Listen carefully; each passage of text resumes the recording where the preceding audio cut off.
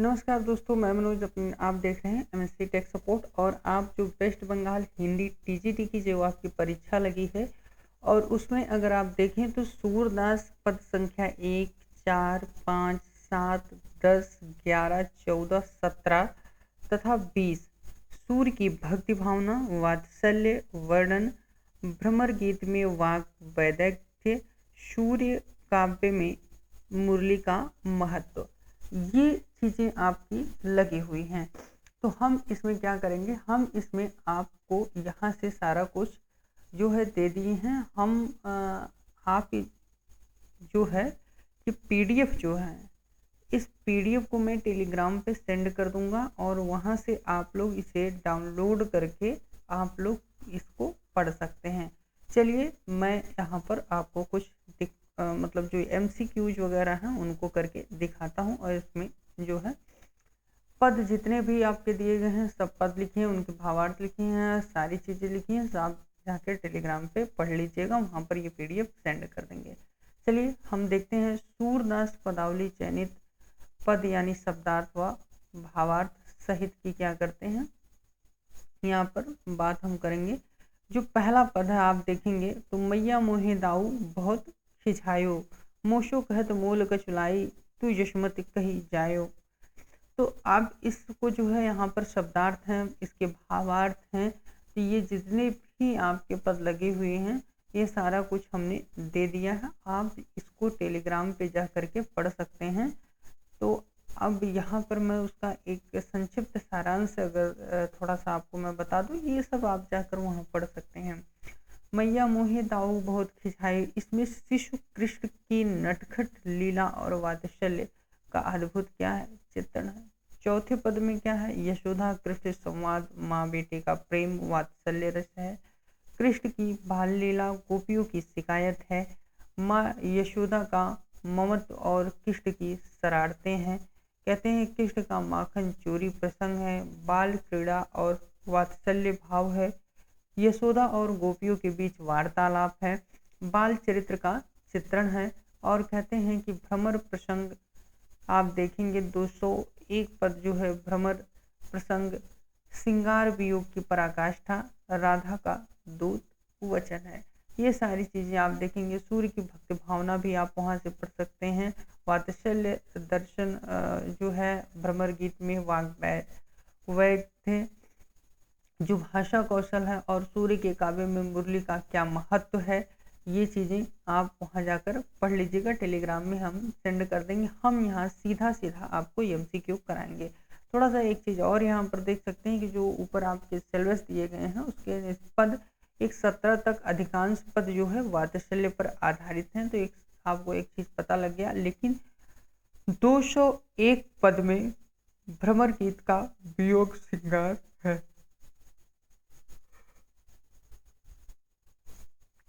सूरदास ने बालकृष्ण को मानवीय बालक की तरह प्रस्तुत किया है।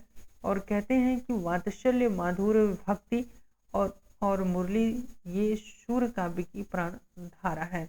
इस प्रकार सूरदास का काव्य भक्ति, वात्सल्य, माधुर्य, वैदग्ध्य और मुरली की मोहनी से ओत प्रोत है। इस चीज को आप देखिए। चलिए हम इस पे आधारित एमसीक्यू करते हैं, क्योंकि हमारे पास देखिए समय नहीं है। तो कम समय में अगर ज़्यादा महत्वपूर्ण है तो PYQ, MCQ जो भी सारी चीज़ें हैं ये महत्वपूर्ण हैं। और मैं आपसे कहना चाहूँगा कि आप टेलीग्राम ज्वाइन कर लीजिए और मेरा ऐप डाउनलोड कर लीजिए। वीडियो की डिस्क्रिप्शन में आपको मिल जाएगा, वहाँ से आप अभी तो मैंने नहीं उसमें वीडियो डाला है। पेड कोर्स में आप जब जाएंगे तो वहाँ पर एक वीडियो मिलेगा जिसमें 60 में से 60 नंबर कैसे लाने हैं ये चीज़ें हमने आपको वहाँ पर बताई है। कि अगर आप नहीं पढ़े हैं तब भी 60 में से 60 नंबर कैसे लाएंगे, ये आश्चर्यजनक बातें होंगी। लेकिन थोड़ा सा आप देखेंगे तो 55 नंबर तक आप जो है आ सकते हैं उसमें। और क्योंकि 60 में से 55 जो आएगा, ठीक, तो इस चीज़ को आप देखिएगा।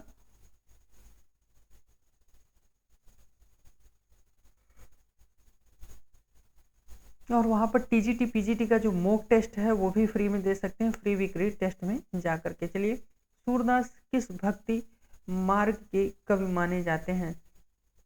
तो आप जानते हैं सूरदास किस भक्ति मार्ग के कवि माने जाते हैं? तो सूरदास जो है आप जानते हैं कि सूरदास जो है सगुण भक्ति के क्या है, कवि माने जाते हैं। चलिए नेक्स्ट क्वेश्चन की बात आती है।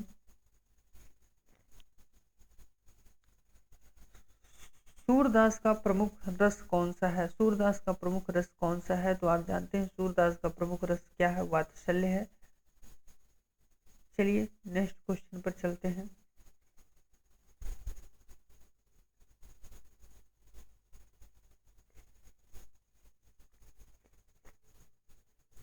मैया मोहे दाऊ बहुत खिझायो पद में कौन सा भाव है? मैया मोहे दाऊ बहुत खिझायो पद में कौन सा भाव है? तो आप जानते हैं वात्सल्य भाव है। चलिए नेक्स्ट क्वेश्चन पर हम चलते हैं। तो यहाँ पर कहते हैं कि सूरदास के किस पद में बाल कृष्ण माखन चोरी से इनकार करते हैं? सूरदास के किस पद में बाल कृष्ण माखन चोरी से क्या करते हैं, इनकार करते हैं? तो वो पद कौन सा है? तो वो पद है 5, यानी बी विकल्प आपका क्या हो जाएगा, सही हो जाएगा। बी विकल्प आपका सही हो जाएगा। चलिए नेक्स्ट क्वेश्चन की बात करते हैं। तो कहते हैं सूरदास को किस उपाधि से संबोधित किया जाता है? सूरदास को किस उपाधि से संबोधित किया जाता है? तो आप जानते हैं सूरदास को किस उपाधि से संबोधित किया जाता है? तो वात्सल्य रस के सम्राट के रूप में क्या है, संबोधित किया जाता है। चलिए क्वेश्चन नंबर 6 की बात कर लें। कहते हैं कि भ्रमर गीत प्रसंग सूर सागर के किस भाव का प्रतिनिधित्व करता है? कहते हैं कि भ्रमर गीत जो है सूरदास के किस भाव का प्रतिनिधित्व करता है? तो आप जानते हैं ये जो है वियोग श्रृंगार का क्या करता है, प्रतिनिधित्व करता है। चलिए नेक्स्ट क्वेश्चन की बात करते हैं। नेक्स्ट क्वेश्चन की जब बात करते हैं कि सूरदास के काव्य की भाषा कौन सी है? सूरदास के काव्य की भाषा कौन सी है? तो आप जानते हैं सूरदास के काव्य की जो भाषा है वो कौन सी है, वो ब्रज भाषा है। चलिए नेक्स्ट क्वेश्चन की हम क्या करते हैं, बात करते हैं। कहते हैं कि सूरदास किस ग्रंथ के रचयिता माने जाते हैं? तो सूरदास किस ग्रंथ के रचयिता माने जाते हैं? तो वो माने जाते हैं सूर सागर के। चलिए नेक्स्ट क्वेश्चन की बात करते हैं। नेक्स्ट क्वेश्चन की जब बात करते हैं तो यहाँ पर आता है कि कृष्ण की मुरली का महत्व क्या है? कृष्ण की मुरली का महत्व क्या है? तो आप जानते हैं कृष्ण की मुरली का जो महत्व है प्रेम और भक्ति का आवाहन है, प्रेम और भक्ति का आवाहन है। चलिए नेक्स्ट क्वेश्चन की बात करते हैं। कहते हैं कि सूरदास किस आचार्य के शिष्य थे? सूरदास किस आचार्य के शिष्य थे?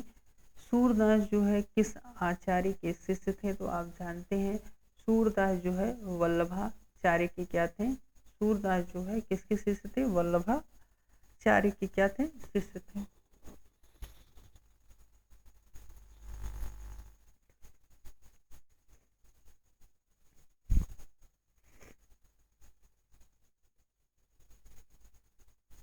मैया कब से मैं बड़े भयो पद में कौन सा भाव है? तो इसमें जो भाव है वो वात्सल्य रस का क्या है, भाव है। चलिए नेक्स्ट क्वेश्चन की बात करते हैं। कहते हैं कि सूरदास के अनुसार कृष्ण का रूप सबसे मधुर कब है? सबसे मधुर कब है? तो आप जानते हैं वो क्या है, बालक रूप। कहते हैं कि वो बालक रूप है। चलिए नेक्स्ट क्वेश्चन की बात करते हैं। कहते हैं उद्धव मन नैना भरी आए किस पद किस प्रसंग से जुड़ा हुआ है? उद्धव मन नैना भरी आए किस प्रसंग से जुड़ा हुआ है? तो आप जानते हैं ये जो प्रसंग है ये भ्रमर गीत प्रसंग से क्या है, जुड़ा हुआ है। हम आपको भ्रमर गीत अलग से भी दिया है सिलेबस में, वो भ्रमर गीत हम आपको अलग से अभी इस वीडियो के बाद उसका ही नंबर है तो उसको हम अलग से पढ़ाएंगे। सूरदास की भक्ति किस पर केंद्रित है? सूरदास की भक्ति किस पर केंद्रित है? तो आप जानते हैं सूरदास की जो भक्ति है वो कृष्ण पर क्या है? केंद्रित है। किस पर केंद्रित है? कृष्ण पर क्या है? केंद्रित है। चलिए नेक्स्ट क्वेश्चन की बात करते हैं। कहते हैं कि सूरदास के अनुसार कृष्ण की मुरली किसे मोहित कर लेती है? कृष्ण की मुरली जो है किसे मोहित कर लेती है? कहते हैं कृष्ण की मुरली जो है संपूर्ण सृष्टि को मोहित कर लेती है। चलिए नेक्स्ट क्वेश्चन की बात करते हैं। कहते हैं कि मैया मैं नहीं माखन खायो किस पद का अंश है? मैया मैं नहीं माखन खायो किस पद का अंश है? तो वो जानते हैं वो पद कौन सा है? वो पद है 11 नंबर। चलिए नेक्स्ट क्वेश्चन की बात करते हैं। कहते हैं कि सूरदास का जन्म किस शताब्दी में हुआ?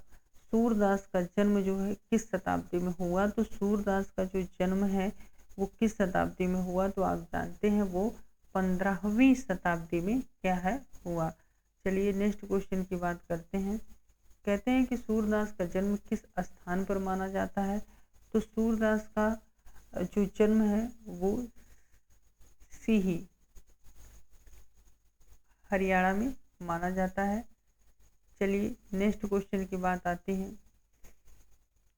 कहते हैं कि मैया मोहे दाऊ बहुत खिसायो मैं दाऊ से आशय किससे है? कहते हैं कि मैया मोहे दाऊ बहुत खिसायो में दाऊ से आशय किससे है? तो आप जानते हैं दाऊ से जो आशय है वो किससे? बलराम से है। किससे है? बलराम से है। चलिए नेक्स्ट क्वेश्चन की बात करते हैं।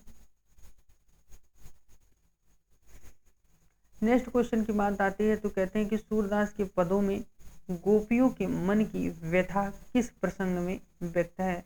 किस प्रसंग में क्या है? व्यक्त है। तो आप जानते हैं तो ये भ्रमर गीत प्रसंग में है। चलिए नेक्स्ट क्वेश्चन की बात करते हैं। कहते हैं कि सूरदास की भाषा की मुख्य विशेषता क्या है? सूरदास की भाषा की मुख्य विशेषता क्या है? तो आप जानते हैं जो मुख्य विशेषता है वो तात्कालिकता और भावुकता है। तात्कालिकता और भावुकता जो है सूरदास की भाषा की मुख्य विशेषता है। चलिए नेक्स्ट क्वेश्चन की हम क्या करते हैं? बात करते हैं। कहते हैं कि सूरदास का प्रिय अलंकार कौन सा है? सूरदास का प्रिय अलंकार कौन सा है? तो आप जानते हैं सूरदास का प्रिय अलंकार क्या है? रूपक है। चलिए नेक्स्ट क्वेश्चन की बात करते हैं। कहते हैं कि सूरदास को किस कारण अंधों का सूरज कहा जाता है? सूरदास को किस कारण अंधों का सूरज कहा जाता है? तो आप जानते हैं वे दृष्टिहीन होकर भी काव्य प्रकाशक थे। वे दृष्टिहीन होकर भी काव्य प्रकाशक थे, इसलिए सूरदास को अंधों का सूरज कहा जाता है। चलिए नेक्स्ट क्वेश्चन की बात करते हैं। तो कहते हैं सूर सागर में प्रमुख रूप से क्या वर्णित है? सूर सागर में प्रमुख रूप से क्या वर्णित है? तो आप जानते हैं सूर सागर में प्रमुख रूप से क्या वर्णित है? तो आप जानते हैं सूर सागर में प्रमुख रूप से कृष्ण लीला का क्या है? वर्णन है।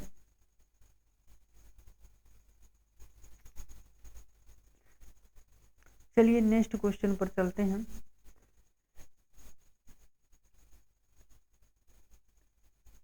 कहते हैं कि सूरदास की कविताएं किस संप्रदाय से जुड़ी हैं? तो आप जानते हैं सूरदास की जो कविताएं हैं वो पुष्ट मार्ग से क्या है? जुड़ी हुई हैं। पुष्ट मार्ग से क्या है? जुड़ी हुई हैं। 26 नंबर की बात करते हैं। कहते हैं कि भ्रमर गीत प्रसंग में राधा किससे संवाद करती हैं? भ्रमर गीत प्रसंग में राधा जो है किससे संवाद करती हैं? भ्रमर गीत प्रसंग में राधा किससे संवाद करती हैं? तो आप जानते हैं भ्रमर गीत प्रसंग में राधा किससे संवाद करती हैं? तो वो भंवरे से क्या करती हैं? संवाद करती हैं। चलिए नेक्स्ट क्वेश्चन की बात करते हैं। कहते हैं कि सूरदास के काव्य में कृष्ण का कौन सा रूप सर्वाधिक प्रिय है? कहते हैं कि सूरदास के काव्य में कृष्ण का कौन सा रूप सर्वाधिक प्रिय है। तो आप जानते हैं बाल रूप क्या है सर्वाधिक प्रिय। चलिए नेक्स्ट क्वेश्चन की बात करते हैं। कहते हैं कि सूरदास की कविताओं में सबसे अधिक कौन सा भाव दिखाई देता है। सूरदास की कविताओं में सबसे अधिक कौन सा भाव दिखाई देता है। तो आप जानते हैं वो प्रेम भाव सबसे अधिक दिखाई देता है। चलिए नेक्स्ट क्वेश्चन की बात करते हैं। तो कहते हैं कि सूरदास की भक्ति की विशेषता क्या है। सूरदास की भक्ति की विशेषता क्या है। तो कहते हैं जो विशेषता है वो सहज भावुकता और प्रेम है। सहज भावुकता और क्या है, प्रेम है। सहज भावुकता और प्रेम है। चलिए नेक्स्ट क्वेश्चन की बात करते हैं। कहते हैं कि सूरदास के काव्य में कृष्ण की मुरली किसका प्रतीक है। तो कृष्ण का मुरली जो है वो क्या है, आकर्षण और भक्ति का क्या है, प्रतीक है। आकर्षण और भक्ति का क्या है, प्रतीक है। तो हम आशा करते हैं, उम्मीद करते हैं कि ये वीडियो आप लोगों को पसंद आई होगी। अगर वीडियो पसंद आई होगी तो वीडियो को लाइक करिएगा, चैनल को सब्सक्राइब कर लीजिएगा और टेलीग्राम से तो अवश्य रूप से जुड़ जाइएगा। और मेरे एप्लीकेशन को इसलिए डाउनलोड कर लीजिए क्योंकि जब मैं वहाँ पर एक वीडियो जारी करने वाला हूँ, आप देखिए टेस्ट होगा, एक फ्री टेस्ट होगा। आप दोनों में जाके चेक कर लीजिएगा। टेस्ट सीरीज 60 नंबर की होगी और आप जो है और एक वीडियो मैं उसी में डालूंगा, पेड कोर्स में होगा या फ्री कोर्स में होगा। वो वीडियो जा करके देख लीजिएगा। 60 में से 55 नंबर कैसे लाने हैं वो बहुत ही महत्वपूर्ण है, ठीक ना। तो आप उसको देख लीजिएगा। तब तक के लिए नमस्कार, मिलते हैं अगले वीडियो में।